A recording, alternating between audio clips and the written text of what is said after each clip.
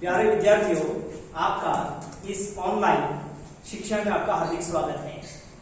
आज अपन कक्षा 9 विषय गणित के तहत हमारा जो अध्याय है जिसका नाम है संख्या पद्धति, उसी का एक टॉपिक हमने उठाया है, संख्याओं का परिचय। आपने पिछली कक्षाओं में भी संख्याओं के बारे में पढ़ चुके हैं, फिर भी थोड़ा दोहराई कर लेते हैं अपन। जैसे आपको संख्याओं को किस प्रकार से गिना जाता है, किस प्रकार से पढ़ा जाता है, इसके बारे में भी आपने अध्ययन कर चुके हैं। इस दौरान आप देखिए, जैसे कि हमें हमारे दैनिक जीवन में भी हमें इस प्रकार की आवश्यकताएं पड़ती है जिसमें हमें संख्याओं को गिनना पड़ता ही है। जैसे हमारी अंगुलियां हैं, तो इसको भी अगर हमें गिनना हो तो हमें गिनती की आवश्यकता पड़ती है, संख्याओं की आवश्यकता पड़ती है। छोटे छोटे बच्चे होते हैं, मार्बल्स पत्थर इत्यादि खेलते हैं, वो उनमें भी गिनने की पड़ती है अपन को जरूरत। तो संख्याओं के बारे में जैसे क्यों आवश्यकता पड़ी हमें संख्याओं की, जैसे कि हमारी प्रकृति है। अब इस प्रकृति में ऐसी बहुत सारी चीजें विद्यमान है बच्चों। देखिए प्रकृति में क्या क्या है, आपको बहुत सारे पेड़ दिखाई देंगे, पशु पक्षी चहचहाते हुए दिखाई देंगे, बहुत सारे पर्वत दिखाई देंगे, और हम भी तो है, मनुष्य भी तो है, तो हमें भी तो गिनने की आवश्यकता पड़ती है। तो प्रकृति के अंतर्गत जितनी भी विद्यमान चीजें हैं उन्हें सब में गिनने के लिए हमें संख्याओं की आवश्यकता पड़ती है। अब देखिए संख्या, सबसे पहले अपन देखते हैं संख्याओं के अंतर्गत 1, 2, 3, 4 इस प्रकार ये संख्याएं जो है वो अपरिमित रूप से आगे बढ़ती रहती है। इसके लिए हम एक शब्द का उपयोग करेंगे, अनंत। अर्थात ये संख्याएं जो 1, 2, 3 यहां से शुरू होकर जो अनंत तक चलती है। कहां तक चलती है? अनंत तक चलती है। इन संख्याओं को क्या कहा जाएगा? प्राकृत संख्याएं। क्या कहा जाएगा इनको? प्राकृत संख्याएं। तो बच्चों, जो संख्या 1, 2 और अनंत तक चलती है अपरिमित रूप से, उनको हम क्या कहेंगे? प्राकृत संख्याएं। और इन प्राकृत संख्याओं को अपन n से संबोधित करते हैं। n अर्थात नेचुरल नंबर। नेचुरल नंबर, तो यहां से नेचुरल से अपन ने n, इसका एक प्रतीक है। यह प्राकृत संख्याओं को अपन n से पढ़ा जाता है। तो इस प्राकृत संख्याओं, अगर दूसरी बात, ये जो हमने संख्याएं पढ़ी है, आपने पिछली कक्षा में संख्या रेखा के बारे में अवश्य पढ़ा होगा। इस प्रकार से संख्या रेखा होती है, बीच में शून्य को निरूपित किया जाता है, और इस तरफ अगर बढ़ेंगे अपन तो यहां से 1, 2, 3 इस प्रकार से ये संख्या आगे बढ़ती रहती है। उसी प्रकार शून्य से बाईं ओर चलेंगे तो वहां पर भी -1, -2, -3 इस प्रकार की संख्या बढ़ेगी। अगर आप यहां पर शून्य पर खड़े हैं और शून्य से अगर आप दाईं ओर चलेंगे, दाईं ओर इस ओर, अगर आप इस ओर चलेंगे तो आपको संख्याएं बढ़ती हुई नजर आएंगी दाईं ओर। अर्थात ये दाईं ओर, शून्य से दाईं ओर जितनी भी संख्याएं हैं अपरिमित रूप से आगे अनंत तक चलती रहती हैं, और ये दाईं ओर जो संख्याएं हैं उनको अपन धनात्मक संख्याओं के रूप में जान सकते हैं। अगर आप यहां 1, 2, 3 अगर उसके साथ में अगर आप इस शून्य को भी जोड़ लेंगे, आपने जैसे ये 1, 2, 3, 4 ये अनंत तक चलने वाली जो प्राकृत संख्या है, अगर आप उसमें शून्य को भी अगर आप उसमें जोड़ लेंगे तो ये संख्याएं बन जाएंगी आपकी पूर्ण संख्याएं। जैसे 0, 1, 2, 3, 4 इस प्रकार ये अनंत तक चलती रहती है। तो इन संख्याओं का नाम आ गया हमारा पूर्ण संख्याएं। क्या कहेंगे बच्चों इनको? पूर्ण संख्याएं। पूर्ण संख्याएं, इसके लिए अंग्रेजी में होल नंबर, होल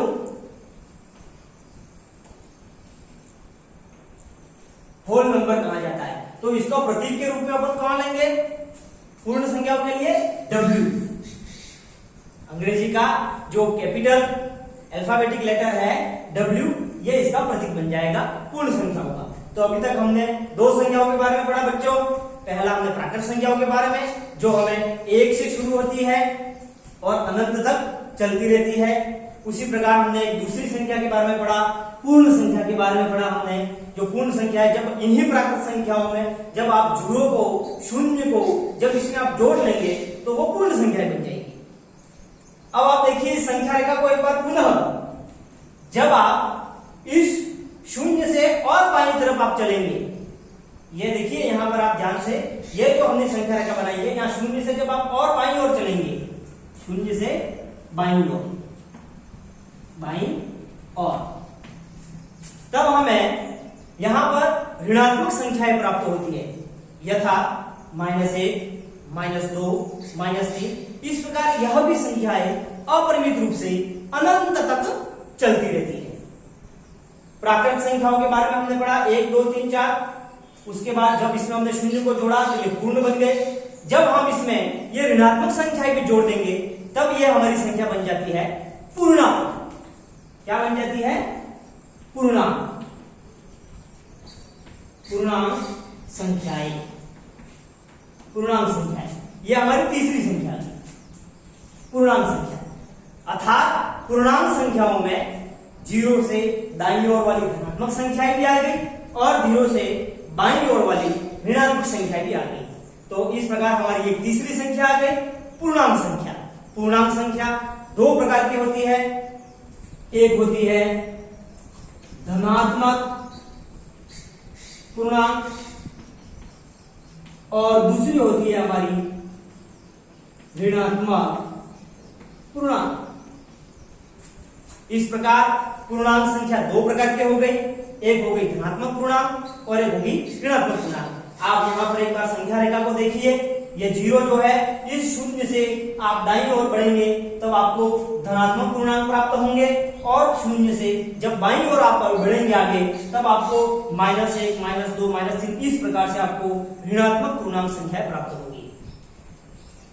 हमने पढ़ा प्राकृत संख्याओं को n प्रतीक चिन्ह से दिया हमने, उसी प्रकार पूर्ण संख्याओं को हमने W दिया। तो अब हमारे एक जिज्ञासा उत्पन्न होती है कि हम पूर्णांक संख्याओं को किस प्रतीक से जानेंगे। तो पूर्णांक संख्याओं के लिए हमने एक प्रतीक चिन्ह दिया Z। अब बच्चों ये तो नेचुरल नंबर हो गया, ये पूर्ण संख्याओं होल नंबर हो गए। अब हमने इसको पूर्णांक को Z तो कहा, तो ये जर्मन भाषा का एक शब्द है ज़ेहलिन।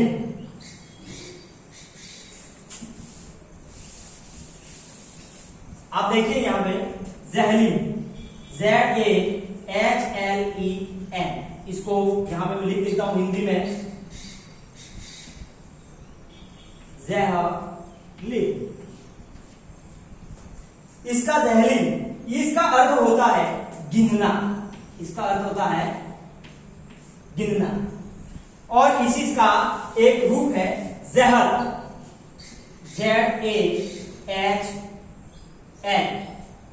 इसको पढ़ा जाएगा कैसे, क्या पढ़ा जाएगा? जहल। और इसका अर्थ होता है संख्या, का अर्थ होता है संख्या। अर्थात इसमें धनात्मक संख्या भी आ गई और ऋणात्मक भी संख्या आ गई, इसलिए हम पूर्णांक संख्याएं जो है हमारी उनको अपन किस प्रतीक देंगे? अपन Z। आइए, क्या हमने ये जो संख्याएं पढ़ी, प्राकृत संख्या के बारे में अभी हमने पढ़ा, अभी हमने पूर्ण संख्या के बारे में भी हमने पढ़ा, उसके बाद हमने पूर्णांक के रूप में भी हमने पढ़ा। तो क्या इसके बाद भी और भी कोई संख्या शेष रहती है? जी हां, ये जो अभी हमने संख्या रेखा पर जो संख्याएं आपको निरूपित होती हुई जो दिखाई दी, क्या उसके बाद भी कुछ संख्याएं शेष रहती है? ये हमारी संख्या रेखा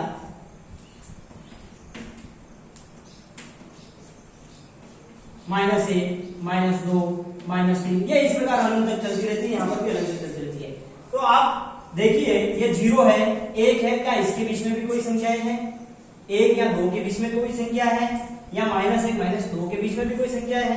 जी हाँ, अवश्य इनके बीच में भी आपको संख्याएं हैं। और वो कौन सी संख्याएं हैं? आपने पिछली कक्षाओं में भिन्न के अवश्य बारे में पढ़ा होगा। भिन्न तो आप जानते ही होंगे, बटाबटी वाला खेल, जैसे 2/3, -3/5, कोई भी संख्या ले लीजिए, -2005/2006, इस प्रकार की संख्याएं। देखिए बच्चों ध्यान से, ऊपर वाली संख्याओं को अंश पढ़ा जाएगा, नीचे वाली संख्याओं को हर पढ़ा जाता है। और ये हमने पिछली कक्षाओं में भिन्न के बारे में हमने पढ़ा है। क्या ये वाली संख्याएं इनके बीच में होती है? हाँ। और इन संख्याओं को क्या कहा जाएगा? इन संख्याओं को कहा जाएगा परिमेय संख्याएं। क्या कहा जाएगा? परिमेय संख्याएं। और अंग्रेजी का रूपांतर देख लीजिए, रैशनल नंबर। रैशनल नंबर, ये अंग्रेजी का रेशियो करके एक शब्द आता है, रेशियो, RATIO, इससे ये बना है रेशियो। परिमेय संख्याएं, रेशनल नंबर, इसको क्या कहा जाएगा? इसका प्रतीक चिन्ह कहा जाएगा। परिमेय संख्या का प्रतीक चिन्ह क्या आएगा? जैसे हमने पूर्व में पढ़ा, प्राकृत संख्याओं के लिए प्रतीक चिन्ह n पढ़ा, पूर्ण संख्याओं के लिए हमने w पढ़ा, पूर्णांक के लिए हमने पढ़ा z। तो परिमेय संख्याओं का भी तो प्रतीक चिन्ह होना चाहिए। तो इस प्रतीक चिन्ह, इसका प्रतीक चिन्ह होगा हमारा जो अल्फाबेटिक, इंग्लिश का जो अल्फाबेटिक लेटर होता है उसका कैपिटल लेटर होता Q। क्यों? क्योंकि इसका अर्थ होता है Q U O T I E N T। इसको क्या पढ़ा जाएगा? क्वाशंट। क्वाशंट क्या पढ़ा जाएगा? क्वाशंट, QUOTIENT, क्वाशंट। क्वाशंट का मतलब होता है परिमेय संख्या। क्वाशंट का अर्थ क्या होता है?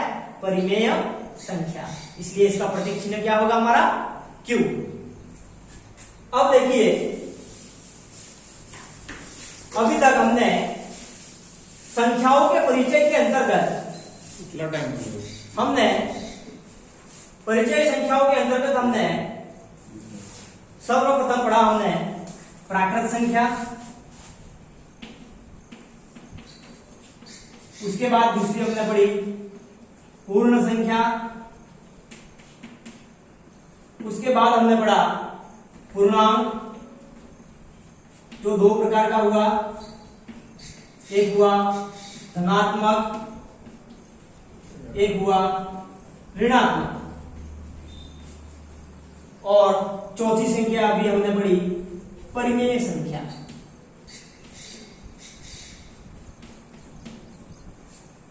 परिमेय संख्या किसे कहते हैं?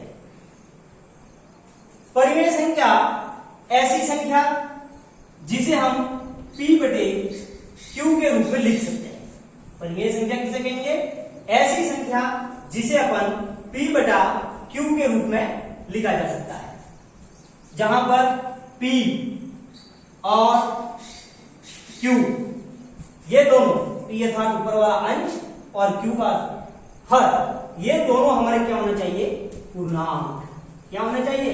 पूर्णांक। अर्थात पूर्णांक दो प्रकार के हुए, धनात्मक या ऋणात्मक। तो अब यहां पर P हमारा धनात्मक भी हो सकता है, ऋणात्मक भी हो सकता है, Q हमारा धनात्मक भी हो सकता है और ऋणात्मक भी हो सकता है। उदाहरण देख लीजिए, जैसे 2/3, यहां पर देख लीजिए P बराबर हो गया हमारा Q बराबर हो गया हमारा 3। ये P और ये Q है, ये दोनों धनात्मक पूर्णांक है। उसी प्रकार यहां पर देखिए -2/3, ये ऋणात्मक पूर्णांक और ये धनात्मक पूर्णांक हो गया। ये हमारी परिमेय संख्या है। लेकिन यहां पर Q शून्य नहीं होना चाहिए। यह परिमेय संख्या की एक खास विशेषता है कि Q जो है हमारा वो शून्य के बराबर नहीं होना चाहिए। कैसे? जैसे 2/0, क्या इसे परिमेय संख्या कहेंगे? नहीं, इसे हम परिमेय संख्या नहीं कह सकते। क्यों? क्योंकि इसकी जो परिभाषा है परिमेय संख्या की, जिस संख्या को अपन p बटे q के में लिख सकते हैं, p और q दोनों पूर्णांक होने चाहिए और q जो है उसका मान 0 के बराबर नहीं होना चाहिए। यहां पर हमारी जो ये संख्या लिखी है भिन्न 2/0 या 0, ये हमारी परिमेय संख्या नहीं है। अब आप यहां पर मैंने आपको समझाने के लिए 2 उदाहरण दिए हुए हैं, ध्यान से अपने उदाहरणों के बारे में पढ़ेंगे। नीचे दिए गए कथन सत्य है या असत्य, कारण के साथ अपन को इनके उत्तर देने हैं। सर्वप्रथम उदाहरण देखते हैं अपन। प्रत्येक पूर्ण संख्या एक प्राकृत संख्या है। अभी हमने पढ़ा प्रत्येक पूर्ण संख्या कहां से शुरू होती है बच्चों? 0, 1, 2 और अनंत तक चलती है। 0, 1, 2, 3 इस प्रकार की अनंत तक चलने वाली संख्या को क्या कहते हैं? पूर्ण संख्या। उसी प्रकार देखिए बच्चों प्राकृत संख्या, उसके बारे में भी हमने पढ़ा, कहां से शुरू होती है बच्चों? 1, 2, 3 इस प्रकार ये प्राकृत संख्या हमारी एक से शुरू होती है। अब ये कथन क्या है आप उसको ध्यानपूर्वक पढ़िए। प्रत्येक पूर्ण संख्या एक प्राकृत संख्या है। प्रत्येक पूर्ण संख्या कौन सी है? 0, 1, 2 और ये प्राकृत संख्या जो है 1, 2 और 3। ये पूछ रहा है पूर्ण संख्या के बारे में। क्या प्रत्येक पूर्ण संख्या प्राकृत संख्या में हमारा 0 आता है क्या? नहीं आता है, अर्थात ये कथन जो है वो असत्य हो गया। क्यों हो गया असत्य? क्योंकि प्राकृत संख्याएं तो कहां से शुरू होती है? 1, 2 से अनंत तक चलने वाली संख्या को प्राकृत संख्या कहा जाता है। उसमें तो हमारा 0 नहीं आता है, क्योंकि 0 जो है वो तो पूर्ण संख्या है, वो प्राकृत संख्या नहीं है। अब आप दूसरा कथन पढ़िए ध्यान से। प्रत्येक पूर्णांक एक परिमेय संख्या होता है। पूर्णांक के बारे में अभी हमने पढ़ा, जिसमें धनात्मक भी आएंगी और ऋणात्मक भी आएंगी। 0, 1, 2, 3 इस प्रकार से ये धनात्मक की ओर बढ़े, 0 से बाईं ओर -1, -2, -3 इस प्रकार से। अब परिमेय संख्या होता है। परिमेय संख्या पे हमने पढ़ा कि वो धनात्मक भी हो सकता है, ऋणात्मक भी हो सकता है, इस प्रकार हमने पढ़ा। तो क्या प्रत्येक पूर्णांक एक परिमेय संख्या होता है? बिल्कुल सत्य।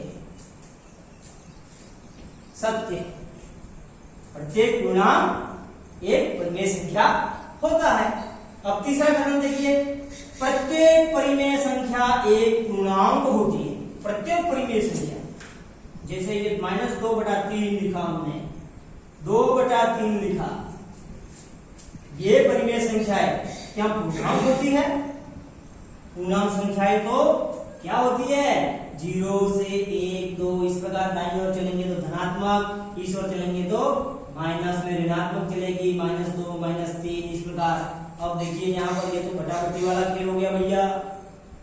यहाँ पर -2 और -3, यहाँ पर 2/3 और पूर्णांक संख्या तो ये होती है हमारी, जिसमें धनात्मक होती है और ऋणात्मक भी होती है।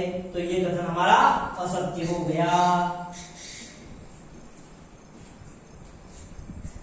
आ गया समझ में? अब आप देखिए आगे दूसरा उदाहरण कि जो हमने संख्याएं पढ़ी, परिमेय संख्याएं पढ़ी, तो अब हमारे सामने ऐसे क्वेश्चन, ऐसे प्रश्न आते रहेंगे जिसमें हम उनको इस प्रकार से परीक्षा में भी पूछे जाते हैं। यहाँ पर मैंने आपको एक उदाहरण लिखा हुआ है, आपको देखिए, उसको ध्यान से पढ़िए बच्चों। 1 और 2 के बीच 5 परिमेय संख्याएं ज्ञात कीजिए। 1 और 2 के बीच में 5 परिमेय संख्याएं ज्ञात कीजिए। कैसे ज्ञात करेंगे आप? यहां पर अपन को दे रखा है 1 और दूसरा दे रखा है अपन को 2। इनके बीच में हमें कितनी परिमेय संख्या ज्ञात करनी है? 5। आपको प्रश्न में जितनी भी परिमेय संख्या ज्ञात करने के लिए कहे, आप उसमें 1 जोड़ दें। 5 + 1 कितने हुए? 5 + 1 6।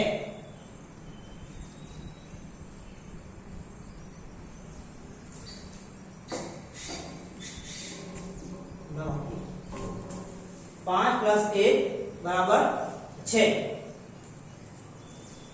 इसको आप हर ले लीजिए, मतलब हमने 1 लिखा, आप उसमें दोनों के साथ में उसका मल्टीप्लाई कर लो। 2 लीजिए, 2 के साथ में उन दोनों का मल्टीप्लाई कर लीजिए। तो ये हो गया हमारा परिमेय संख्या ज्ञात करने का एक तरीका। मैंने क्या बताया, 1 और 2 के बीच परिमेय संख्या आपको ज्ञात करनी थी। 5 प्लस 1, कहां से 1 लिया हमने, 5, तो हमें 5 परिमेय संख्या ज्ञात करनी है इनके बीच वाली, और अपन को उसमें 1 जोड़ देना है। 6 हुआ हमारा, और उसी 6 को अपन जो हमारी संख्याएं पूछ रहा है जिनके बीच में, उनके साथ में अंश और हर दोनों के साथ में अपन मल्टीप्लाई करेंगे। तो ये हुआ हमारा 6 बटा 6, और यहां पर हुआ 12 बटा 6। 6 और 2 का मल्टीप्लाई किया तो 6 दूनी 12। अर्थात अब आप देख लीजिए, इनके बीच वाली जितनी भी संख्याएं होंगी वो हमारी परिमेय संख्या इनके बीच वाली होंगी। देखिए यहाँ पर 12 बटा 6 है, तो यहाँ पर 7 बटा 6, 8 बटा 6, 9 बटा 6, 10 बटा 6 और 11 बटा 6। कितनी होगी परिमेय संख्या है इनके बीच वाली, ये देख लीजिए आप। 1, 2, 3, 4 और 5। हमारा प्रश्न क्या था, 1 और 2 के बीच 5 परिमेय संख्याएं ज्ञात कीजिए। ये 1 और 2 के बीच में 5 परिमेय संख्याएं हमने ज्ञात की। बच्चों, ये जो हमने संख्याओं के परिचय के बारे में किस प्रकार से परिमेय संख्या ज्ञात करते हैं, आज हमने इस बारे में पढ़ा। अब आपकी प्रश्नावली 1.1 के 4 सवाल हैं, वो चारों 4 सवाल आपको गृह कार्य के रूप में करने हैं। अगर कहीं पर भी आपको समस्या आती है तो ये जो हम स्कूल का ग्रुप बनाया है, कक्षा 9 सूरज गांव ग्रुप करके, आप उस ग्रुप में आप मैसेज कीजिए, आपकी समस्या का समुचित निदान किया जाएगा हमारे द्वारा। आपने ध्यानपूर्वक इस वीडियो को देखा, आपका बहुत बहुत धन्यवाद।